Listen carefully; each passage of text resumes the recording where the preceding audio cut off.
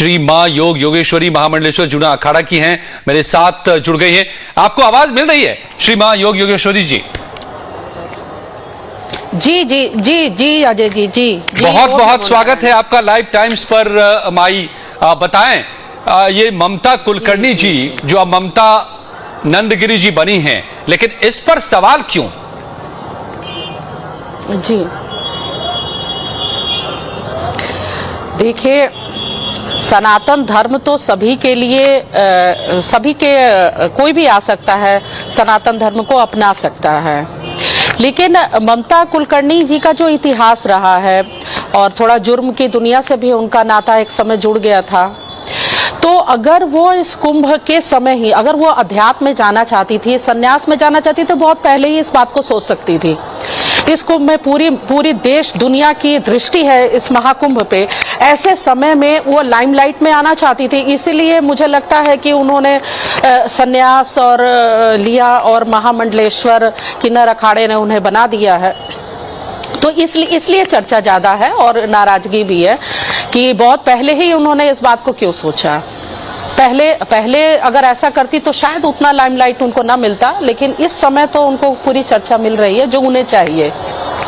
लेकिन श्री मां योग योगेश्वरी जी, ये भी तो कहा जाता है हमारी चिंतन परंपरा में कि पाप है तो प्रायश्चित भी है, और जब जागो तभी सवेरा है। तो अगर उनको आध्यात्म का बोध हो गया और आध्यात्म के रास्ते पर वो चलना चाह रहे हैं, तो इसमें बुराई क्या है? जी बहुत अच्छी बात है, स्वागत है उनका कि वो जाग गई हैं। उन्हें प्रायश्चित हो एहसास हुआ है, तो बहुत अच्छी बात है, स्वागत है। संत समाज, मैं भी उनका स्वागत करती हूँ और भविष्य के लिए उनको शुभकामनाएं देती हूँ।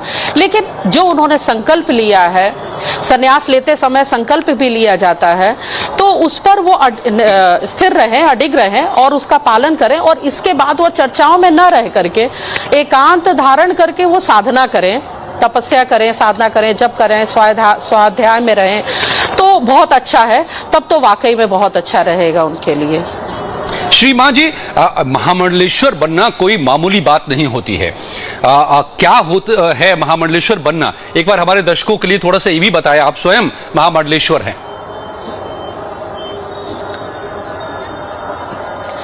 देखिए, महामंडलेश्वर एक तो देखिए प्रारब्ध भी होता है, गुरु की कृपा होती है, साधना होती है, विद्वता होती है, और साफ सुथरा जीवन भी होना चाहिए। अगर ये पद की गरिमा ऐसी है कि अगर कभी भी देखिए, बहुत पहले भी ऐसा हुआ कि अखाड़े में अगर किसी मंडलेश्वर ने कोई गलत कार्य किया है तो उस पर नाराजगी भी अखाड़े ने प्रकट किया है। तो कोई भी कदम उठाने से पहले ये देखना चाहिए कि हाँ, उसका अतीत क्या रहा है। तो महामंडलेश्वर तो एक साधक होना चाहिए और साफ सुथरी छवि होनी चाहिए उसकी।